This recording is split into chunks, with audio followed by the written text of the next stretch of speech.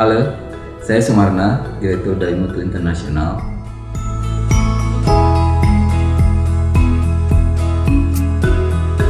Sebelum saya jelaskan mengenai kondisi industri TIC sesudah COVID hampir 6 bulan ini, mungkin saya perlu jelaskan juga mengenai transformasi digital yang terjadi di Indonesia dan di dunia sejak masuknya COVID-19 ini.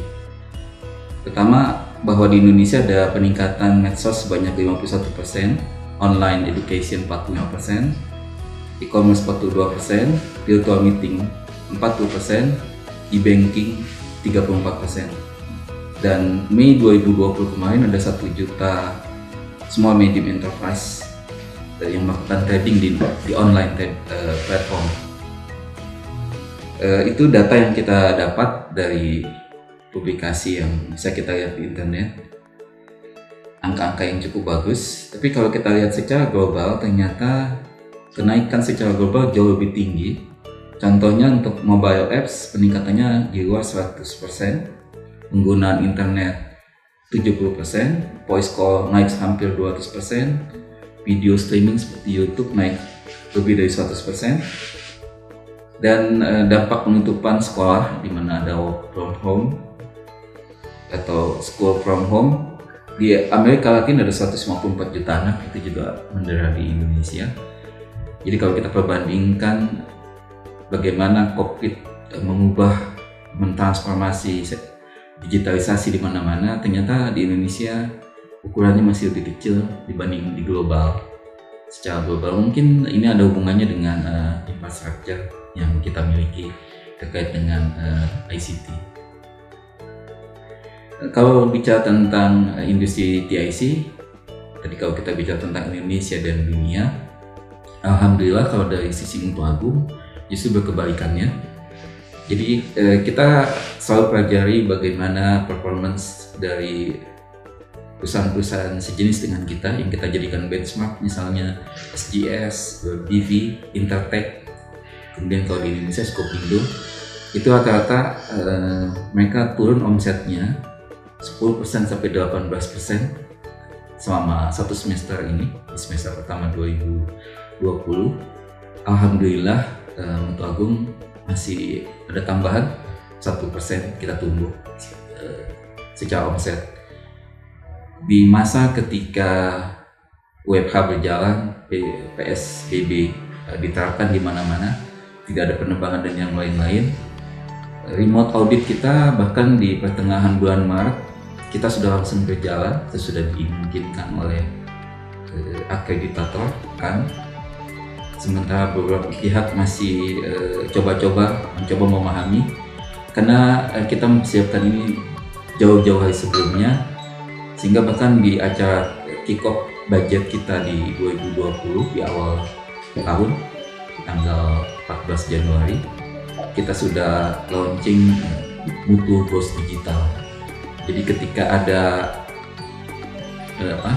permasalahan COVID ini, sesuatu yang tidak disangka-sangka, kita sudah siap, baik ada COVID ataupun tidak, arah kita memang ke arah digitalisasi. Nanti mungkin saya juga akan jelaskan lebih jauh bagaimana semua hal di dunia ini pada akhirnya akan sebagian besar berubah menjadi digital. Bahkan dari data-data kajian-kajian yang ada, yang kita dapatkan dari hasil mengikuti TIC Asia meeting tahun lalu di Singapura, dalam waktu 5-10 tahun ke depan, apa yang ada hari ini di industri TIC hanya akan tersisa 40% sampai 60%. Sementara sisanya bergerak menjadi digital. Jadi siapapun yang tidak berubah menjadi digital, dalam waktu paling lambat 10 tahun ke depan akan tersisa omsetnya hanya sekitar 40% saja yang tersisa. Butuh digitalisasi dan kesadaran kita semua mengenai hal ini.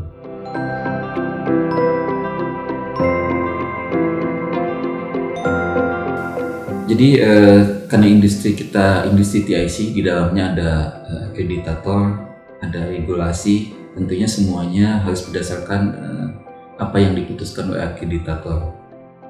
Di awal COVID bermula di sekitar awal bulan Maret, kelihatan kecepatannya masih slow ya, termasuk keputusan-keputusan yang diambil di badan-badan akreditasi bukan hanya di Indonesia, bahkan juga di dunia. Karena kita punya hampir 45 skema yang asalnya dari luar dan 23 skema yang dari kan. Sama sebetulnya. Tetapi di bulan ini sudah sangat-sangat advance ya dalam hal pengaturan mengenai remote audit. Dan saya bisa katakan bahwa kalau di Indonesia remote audit kita luar biasa paling cepat dan paling maju dibanding yang lain. Sehingga di bulan Mei misalnya kita sudah selesaikan, jadi relatif belum sampai 2 bulan sejak dimungkinkan dilakukan remote audit, kita sudah selesaikan bahkan pekerjaan yang sampai bulan Agustus. Kenapa? Karena memang di dalam remote audit ada banyak penyederhanaan, ada banyak sesuatu yang lebih cepat, lebih mudah. Kendalanya, kalau tadi ada pertanyaan mengenai kendalanya justru bukan di regulator atau di certification body seperti kita, tetapi justru ada di klien. Karena tidak semua klien juga siap dengan itu. Tapi mudah-mudahan berjalan bersama waktu akan makin banyak, klien-klien yang bisa mengikuti hal ini.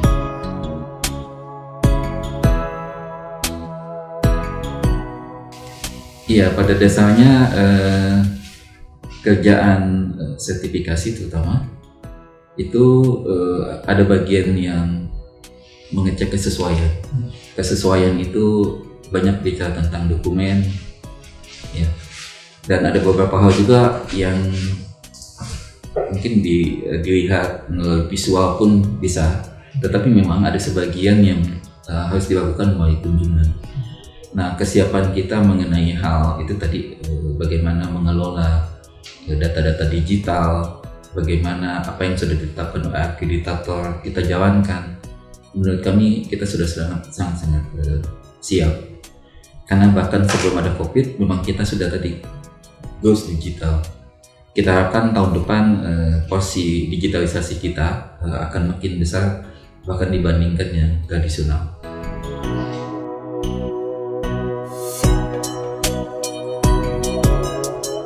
Jadi ini bicara tentang kesadaran mengenai digitalisasi. Saya pikir semua orang di dunia ini sudah aware mengenai itu. Pertanyaannya kemudian, apakah pengetahuan itu bisa diubah menjadi tindakan, menjadi strategi, roadmap dan segala hal seperti itu. Di Mutu minggu lalu kita lakukan IHT bicara tentang bagaimana industri TIC ke depan dipandang dari sudut transformasi digital. Kepada teman-teman kami sajikan apa yang dipresentasikan di acara TIC Asia 2019 di Singapura. Semua pemain dunia ada di situ. Kebetulan dari Indonesia yang datang hanya 2, Skupindo dan Mutu Agung. Dan semua menjelaskan, terkecuali mungkin yang di food management yang masih agak tradisional, mungkin digitalisasinya masih belum terlalu banyak, kecuali supply chains-nya. Tetapi yang lain-lain pembicaranya sudah mirip dengan conference-nya IT, termasuk Asia Tech in Asia yang diadakan di Jakarta tahun lalu. Mungkin saya sedikit bisa sharingkan apa saja yang berubah terkait dengan transformasi digital di dunia TIC. Jadi 40-60% saja dari apa yang ada hari ini di omset semua perusahaan TIC yang akan bertahan dalam waktu 5-10 tahun ke depan. Sisanya sekitar 35-45% akan terpengaruh oleh tambahan teknologi yang ada di dalamnya. Contohnya misalnya untuk mereka yang melakukan inspection, surveyor, yang pada hari ini relatif semuanya masih manual. Bahkan organisasi seperti asiacertification.com misalnya, itu pun meskipun diolah secara digital, pekerjaannya masih menggunakan mata manusia, masih melakukan pengukuran manual, tetapi nantinya akan berubah semuanya menjadi sensor alat-alat yang ditempatkan di lokasi klien yang bisa memonitor bukan lagi per kedatangan, per penugasan, tetapi terus-menerus data itu bisa dikumpulkan dan bisa dilihat bukan hanya oleh inspektor atau surveyor, tetapi juga bahkan oleh klien. Nah, sensor-sensor dan tools digital tadi harganya juga tidak murah. Teknologinya juga pada saat ini masih cukup langka. Hanya perusahaan-perusahaan tertentu yang memiliki itu. Artinya dengan sekian banyak perusahaan TIC di dunia akan cukup banyak data yang bisa dikumpulkan oleh manufacturer yang menghasilkan sensor-sensor seperti itu. Jadi ke depan juga peta bisnis TIC juga akan berubah. Akan banyak pemain-pemain baru yang memiliki sensor dan hal seperti itu, punya potensi untuk masuk ke dunia TIC. Tidak hanya pemain-pemain TIC lama yang mengandalkan kepada lisensi manusia, akreditasi, pelatihan dan lain sebagainya. Penggunaan tools dan alat itu akan menjadi makin kuat. Kita saksikan kalau teman-teman ini untuk ilustrasi ya supaya tidak terlalu teknis juga. Teman-teman baca misalnya berita mengenai olahraga catur. 10 tahun yang lampau, 15 tahun yang lampau, kalau saya hafal itu siapa juara dunia catur, dunia Asia, Indonesia, berapa skor pertandingannya dan selanjutnya. Tapi sejak komputer mengalahkan manusia, ya 10 tahun yang lampau lebih ya, kesini pertandingan antara manusia dan komputer untuk permainan catur rasanya sudah bukan tontonan yang enak dilihat lagi dan sudah pertandingan yang tidak seimbang. Nah, ke depan hal-hal seperti itu juga akan masuk ke dalam dunia kita.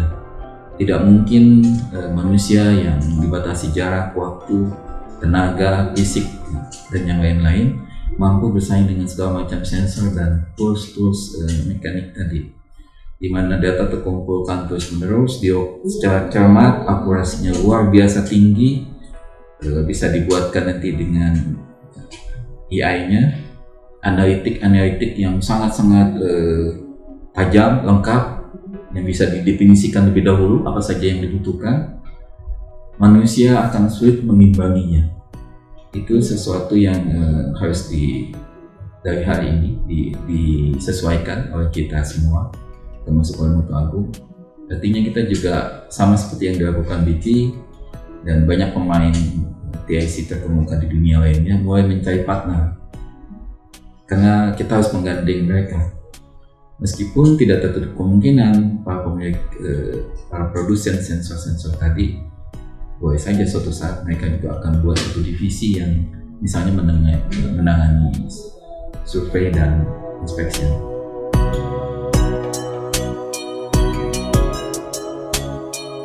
Dunia ini berubah luar biasa, terutama kalau teman-teman melihat dan mau mencari itu ya.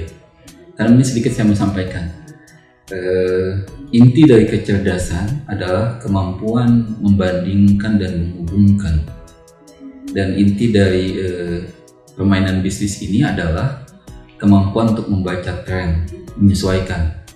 Jadi seperti kata Drucker, tidak ada gunanya memprediksi masa depan kecuali Anda tidak ada gunanya juga mengantisipasi, tapi bagaimana memanfaatkan perubahan-perubahan tadi. Perubahan-perubahan tadi itu tidak terhindarkan. Contohnya tadi saya sudah sampaikan juga, para produsen alat-alat sensor, smart devices, nanti juga misalnya ada smart city dan yang lain-lain. Makin banyak tools, makin banyak alat, robotik dan yang lain-lain. Itu juga akan pasti mempengaruhi landscape industri TIC.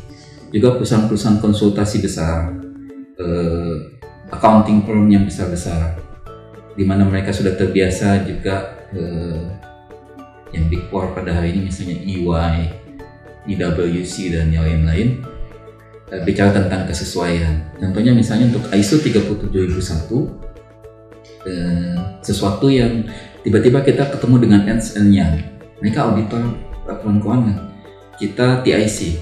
Di satu titik kita akhirnya bertemu, dan pertemuan ini di masa depan akan makin banyak lagi, termasuk juga para konsultan seperti Gartner dan yang lain-lain. Gartner nomor 3 sekarang di dunia. Mereka juga kehilangan pelanggan tradisionalnya karena data pengetahuan sudah begitu berubahnya. Sementara mereka punya tenaga expert yang banyak, bank data, pengetahuan, knowledge di tempat mereka luar biasa. Industri apa yang mungkin mereka bisa masuki? Salah satunya TIC. Ini juga kandidat kompetitor kita ke depan. Kemudian industri teknologi raksasa seperti Google, Facebook, dan kawan-kawan, termasuk perusahaan-perusahaan dari China seperti Alibaba, Tencent, dan lain-lain. Mereka mengumpulkan data masuk ke dalam semua aktivitas masyarakat dengan digitalisasi ini.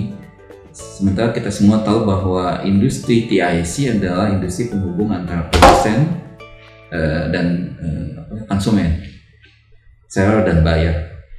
Kita ada di tengah. Nah, ketika semua yang saya sebutkan tadi, mulai perusahaan konsultan besar-besar, kemudian accounting firm yang besar-besar, kemudian perusahaan-perusahaan teknologi raksasa tadi, semua memenuhi tadi, dampaknya mereka juga pasti akan masuk juga ke dunia penghubung semacam TIC ini. Nah, pertanyaannya kemudian apa yang kita harus persiapkan? Jadi penting buat semuanya, terutama yang muda-muda yang masih akan menjalani panjang ke depan, mengubah mindsetnya menjadi mindset yang lebih digital. Tetapi itu hanya bisa dimulai dengan sebuah kerendahan hati, keterbukaan pikiran. Kalau bahasa saya, bukan diri Anda masukkan ke dunia, tapi masukkan dunia ke dalam diri Anda. Gitu. Karena kalau diri Anda masukkan ke dunia, Anda memaksakan semua hal sebatas apa yang Anda mampu pikirkan dan Anda yang mau Anda pikirkan. Tidak bisa lagi pada hari ini. Biarkan dunia itu masuk ke diri Anda seleksi, Anda pelajari. Pada hari ini tidak ada yang tidak bisa dipelajari. Semua bahannya ada di YouTube dan di banyak tempat yang lain, nyaris secara gratis. Pembedanya cuma siapa yang ulet, siapa yang rajin, siapa yang tadi mampu membandingkan dan menghubungkan. Kenapa membandingkan, menghubungkan? Semua kesimpulan-kesimpulan tadi ketika kita membaca tren ke depan, kita harus mampu membanding-bandingkan. Oh, ini kesamaannya, perbedaannya, dan yang lain-lain. Kemudian dari apa yang kita dapat tadi kita proses, kita hubungkan dengan apa yang ada di sini, relevansinya, TIC kita, perusahaan kita, termasuk terutama. Jadi meskipun tadi ada banyak sensor, tools dan segala macam, di belakangnya tetap ada manusianya. Entrepreneurship juga penting, apalagi jenis industri TIC ini kita bukan pabrik di mana saya sering mengulang-ulang kata-kata ini. Kalau pabrik ada tombol awal, ada tekan, mesin berjalan, ada tinggal dimonitor, nanti keluar outputnya di ujung sana. Di kita basisnya skema itu sesuatu yang sangat dalam, tetapi sempit. Perusahaan TIC terkemuka di dunia ini, angka skemanya sudah 3.500-an, SGS, BV. Dan setiap tahun semua skema-skema itu pasti ada yang kemudian menjadi usang, mengikuti apa yang terjadi di masyarakat, dan ada yang baru. Seperti saya sampaikan sebelumnya, dalam waktu 10 tahun ke depan 60% dari yang ada akan jadi usang di industri TIC. Nah, itu pun yang diantisipasi oleh semuanya. Penting semuanya juga belajar mengenai marketing. Mungkin sesuatu yang agak sedikit mengejutkan ya, karena begitu bicara segmen-segmen, semua yang ada di dalam segmen tadi, misalnya yang di cabang di Medan misalnya, itu benar-benar harus tahu tentang apa sih isi kota Medan itu, siapa aja bayarnya. Kalau industri TIC ada 3, testing, inspection, certification, Anda harus pelajari itu keseluruhannya, apa yang cocok dijual di Medan, apa yang bisa dikembangkan di sana, siapa saja partner-partner, siapa saja misalnya produsen sensor tadi saya sampaikan, kantor-kantor konsultannya siapa saja yang dari hari ini mungkin bisa diajak bekerja sama. Semua harus dimappingkan. Tidak bisa juga pada hari ini semua diserahkan sentralisasi ke kantor pusat. Sudah bukan eranya lagi. Dan itu sekali lagi butuh attitude yang agile. yang lincah, yang mampu beradaptasi, yang tidak kaku, yang tidak merasa serba tahu. Karena orang-orang yang merasa serba tahu semuanya, itu artinya tidak tahu apa-apa. Karena mereka yang tahu hanya sedikit di permukaan, tidak ada gunanya sama sekali.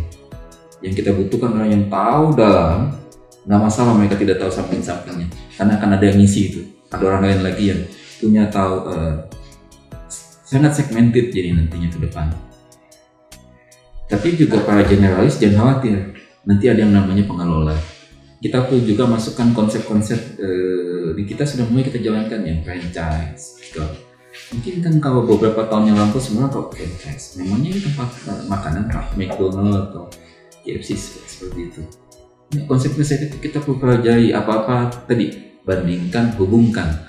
Apa yang di tempat-tempat lain mungkin bisa dipraktekkan di tempat kita praktekkan. Dan itu kelebihannya untuk Agung. Kenapa kita bisa tumbuh jauh-jauh dibanding yang lain. Jadi untuk yang tua-tua juga jangan khawatir, karena ini bukan transformasi digital, bukan bicara tentang teknologi, tapi tentang mindset. Dan justru menurut saya mereka-mereka yang lebih tua yang biasanya karena pengalaman yang lebih banyak, mindsetnya lebih mudah untuk diubah, mengikuti karena pengalaman hidupnya tadi. Nah, tantangannya buat yang muda-muda dengan digitalisasi ini bukan cuma pengetahuan, knowledge dan segala macam yang datang menyerbu ke kita, tetapi juga sama seperti dunia normal, ada yang baik, yang buruk, yang berguna, tidak berguna. Artinya jumlah yang tidak berguna juga begitu banyak. Waktu Anda bisa Anda habiskan dengan sangat asik pada hari ini untuk hal-hal yang tidak berguna, yang secara digital banyak sekali. Tinggal pilihan-pilihan. Jadi ini sekali lagi bukan persoalan digital, kemajuan teknologi, tetapi banyak tergantung kepada mindset kita semua. Dan saya optimis melihat teman-teman di Mutu, bagaimana antusiasnya teman-teman semua. Kalau saya melihat kepada angka, saya percaya pada angka. Angka-angka itu sudah bercerita banyak.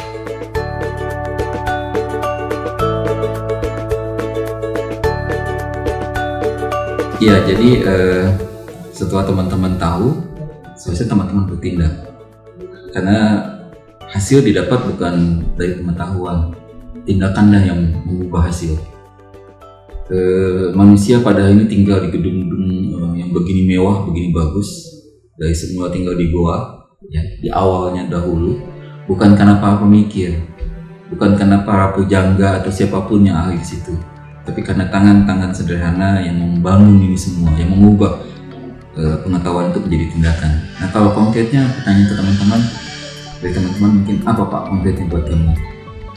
Mulai saja dengan mulai hal-hal kecil seperti teman-teman pasti punya medsos, senang membuka YouTube dan yang lain-lain. Sisihkan waktu juga untuk pelajari justru mata pencaharian Anda, di mana uang datang dari itu. Itu dulu Anda konsentrasikan. Tadi bukan tempatkan diri Anda keluar, masukkan dunia ini ke dalam diri Anda, maka diri Anda akan sebesar dunia yang Anda masukkan itu. Anda adalah sebesar masalah yang Anda terlibat di dalamnya dan Anda pecahkan. Jadi penting tadi sisihkan di YouTube. Kalau Anda di bagian laboratorium, coba Anda cari tahu di dunia ini seperti apa sih yang bagus sekarang, perkembangannya seperti apa, mesin apa. Jangan pikirkan untuk aku nggak ada Pak.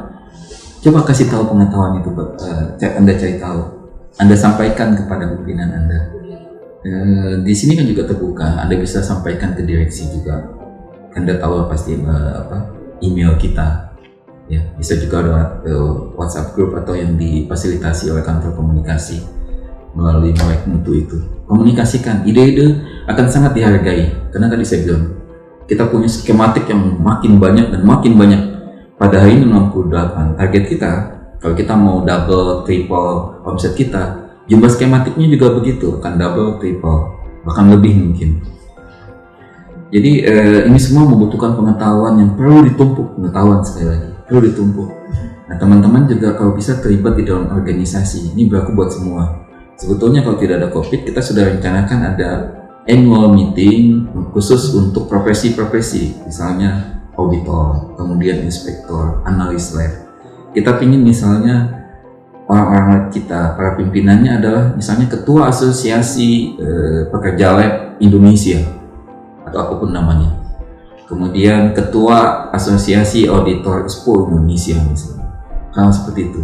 Dan kita punya medianya di sini, medsos kita lengkap, kita juga punya kantor komunikasi, kita akan bangun branding diri teman-teman. Tapi tentunya untuk sampai ke tahapan itu, pertama-tama buka diri Anda, mulailah melangkah.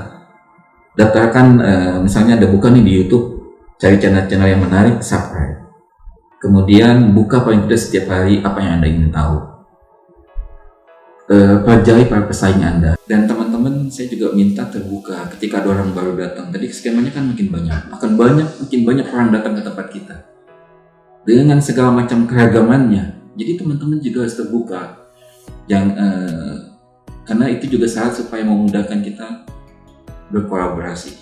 Ke depan tidak akan ada yang bisa, bahkan LS Class, SG, SDV, SGS yang sudah 115 triliun omsetnya setahun pun itu menggandeng pemain-pemain lain tadi yang pemilik sensor dan yang lain-lain tadi yang sudah saya sebutkan.